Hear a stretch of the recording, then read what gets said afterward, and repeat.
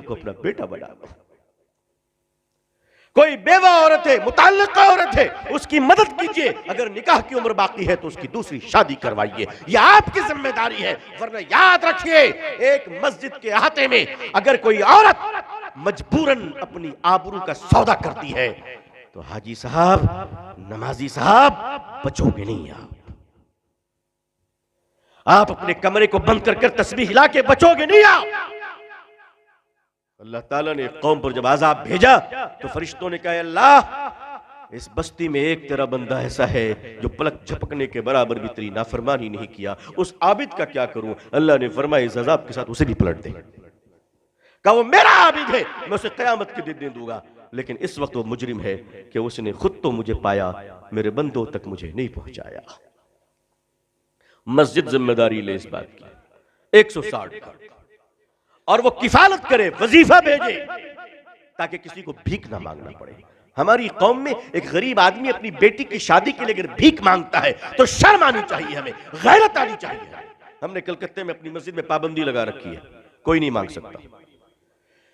जरूरतमंद है तो आप तफसील दीजिए, क्या है बताइए आप, इंशाअल्लाह आपकी शादी बेटी की करवाई जाएगी इंशाअल्लाह, और हो रही है अल्हम्दुलिल्लाह। अब आप चोचले बगाड़ेंगे कि यामा का मोटरसाइकिल चलाए तो माफ कीजिएगा, वो सब नहीं देंगे हम आपको, एक मुनासिब तरीके से।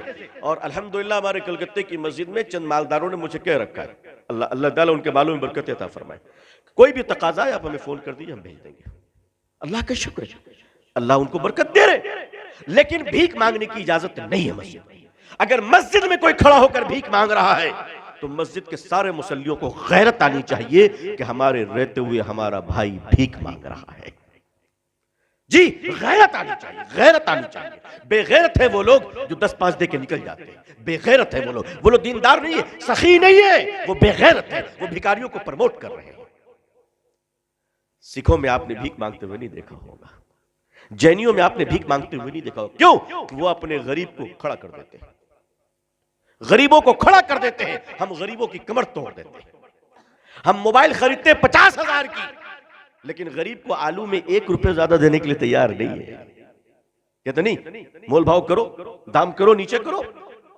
नेट पे खर्च करेंगे, इंटरनेट पे खर्च करेंगे, मगर हम किसी की मदद नहीं करेंगे। और मदद भी करेंगे तो अल्लाह की पनाह, ये जाड़ा आ रहा है ना, सर्दी आ रही है, कंबल बांटेंगे लोग, स्टेज लगाएंगे, माइक लगाएंगे और कहेंगे आओ गरीबों कंबल दूं। उस वक्त तक नहीं दूंगा जब तक कि फोटोग्राफर ना आ जाए, क्योंकि हम खुदा को दिखाने के लिए थोड़ी ना दे रहे हैं। और उसके बाद कंबल भी देंगे तो ऐसे गरीब को हाथ इस तरफ, चेहरा फोटोग्राफर की तरफ। क्यों गरीबों को जलील करते हो? सोचो अगर मंजर बदल जाए तो कैसा लगेगा। अगर कल को वो इस तरफ हुआ, तुम उस तरफ हुए, तब क्या होगा? तब क्या होगा? आज अल्लाह ने देने के लायक बनाया है तो चर्बी जम गई है, फोटो खिंचवा कर देते हो गरीबों को। इसी मुल्क के मारवाड़ियों को, मेरी बड़ी मशहूर तकरीर है इस पे, मारवाड़ियों ने किस तरह खिदमत की है। लोगों, गैरों को सिर्फ बुरा कहने से नहीं होगा, हमारी अच्छाइयां उन्होंने ले ली, उनकी बुराइयां हमने ले ली। आइए, अगर मुकाबला करना है, जो गम आपके दिल में है 2 दिन से, मैं उस गम से अलग नहीं हूं। मैं तो उससे इतना मुतासिर हूं कि बस अल्लाह बुलवा रहा है इस वक्त जो मैं आपसे बोल रहा हूं, और मेरी हैसियत नहीं कि मैं तकलीफ कर सकता था। मैं आपसे कम गमगीन नहीं हूं, लेकिन इलाज तो ढूंढना पड़ेगा ना। अगर हम आप रोने ही लगेंगे तो काम कौन करेगा?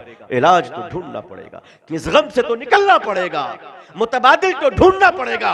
और वो मुतबादिल ये है कि मुसलमानों, जिस पार्टी में तुमको रहना है रहो, चमचागिरी बंद करो। तुमको जो पार्टी करना है करो, चमचागिरी मत करो।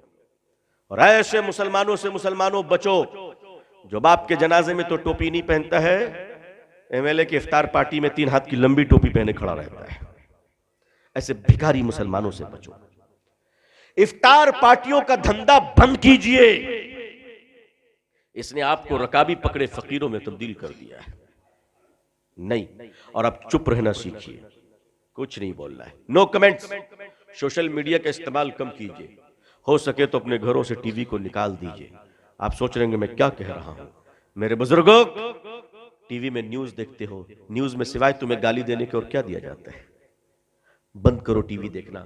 अपने कौम को गाली सुनवाने के लिए तुम पैसे खर्च करते हो। मेरे बुजुर्गों, अपने वक्त का सही इस्तेमाल कीजिए, कोई काम नहीं तो सो जाइए, कुरान पढ़िए, अल्लाह अल्लाह कीजिए, इस्तग़फ़ार पढ़िए, ताकि आंख बंद होने के